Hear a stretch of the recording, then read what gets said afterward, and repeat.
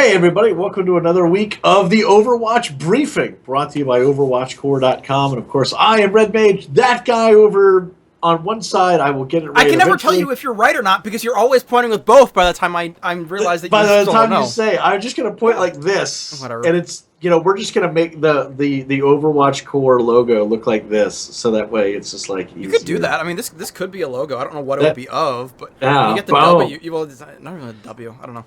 I don't know. We'll figure it out. But anyway, yeah. So that is MTarget, and I am of course Redmage, and so we're just gonna. This is our weekly podcast that we talk a little bit about Overwatch. Since we're still not in the beta, and this I think this is the last. This was the last wave of beta invites, or they got one more. I don't know. They've been tap dancing, and it's okay though at this point. Quite frankly, we got other stuff we're playing. Well, not only do we have other stuff that we've been playing and we've been busy and I'm moving, but it's one of those things where we talked about it last week. It's super beta-y, and it's going to continue to be that way. And with dates having been given this week, it's not as big of an issue. Yeah, I mean, because we're literally like weeks, weeks. Well, I mean, 8 weeks, but well, 8 weeks, but we're down to the weeks, not months, kind of category. Yeah, and so because we have a date now, it's like okay, we can start prepping, and there's other work that we can do.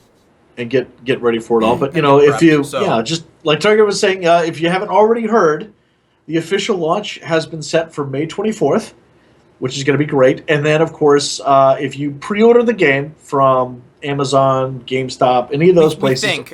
We know for certain if you get it through Battle.net, you will be able to get it ahead of time. If you do it from the other ones, it's kind of iffy. I'm looking at you, Amazon. It's one of those Battle.net pointing the finger at Amazon saying, ask them, and Amazon saying, you guys just announced it. We don't have any information yet. Like, what do you want? Yeah, what do you want us to do about it? So, because I'm sure they're just flooded with emails and phone calls at this point. But if you do pre-order the game from buyoverwatch.com, you can get in May 3rd and 4th for the beta, which then opens up from the 5th to the 9th. So look forward to that. If you haven't already played it, you can play the game then. I'm not sure. Does this? I haven't read if this actually includes PS4 and Xbox One. I think it's just PC. No. For right now. There was a thing. Or maybe find it now. Or is that? Let me find it because there was an announcement about it, and they asked about it, and it seemed like there was a definitive answer because I heard it was like it's supposed to be, but the way that they were saying it's supposed to be kind of had me a little curious. I'm working on it. I'm trying to find it. So their website's not super. But yes, you can still pre-order the game for PS3, PS4, or sorry, PS4, Xbox One. It's not. I don't know if they still have. You will be flagged for access on in PlayStation and Xbox. And during PlayStation and Xbox, you will not need PlayStation Plus. You will need Xbox Live. Once the game goes live, you will need both. Okay. I mean, obviously, you will not need PlayStation Plus if you're on an Xbox, but you will need PlayStation Plus if you're on a PlayStation. Right. Which only makes sense that it's a. I'm not a console person. I don't know how that works, but my understanding is that it's par for the course. Yeah. So. Yeah, it's pretty standard. So I mean, especially for Xbox One. Yeah, I knew about that. Then the PlayStation has just recently come into that, so it's just one of those things. But yeah, so the beta keys will be distributed on or before May 2nd, so you'll know, so you'll be able to get it all downloaded and ready to go when the servers go live. You'll have a lot of stuff right there. Other than that, there's not a whole lot else going on with that. With that specifically, that no. We've got there was another video that Jeff put out. Jeff did put out a couple more. Why don't you tell us about Jeff's little? Fairly, hey, this is when we're announcing, blah blah blah. It's there wasn't a whole lot for him to talk about there, and so it was one of the more obvious videos that Jeff was uncomfortable doing the whole thing, and I mean he's a programmer, he's not a public speaker, so it's obvious that it's a labor of love for the man, but we're hoping, all of sort of the standard. So we'll just kind of have to wait and see.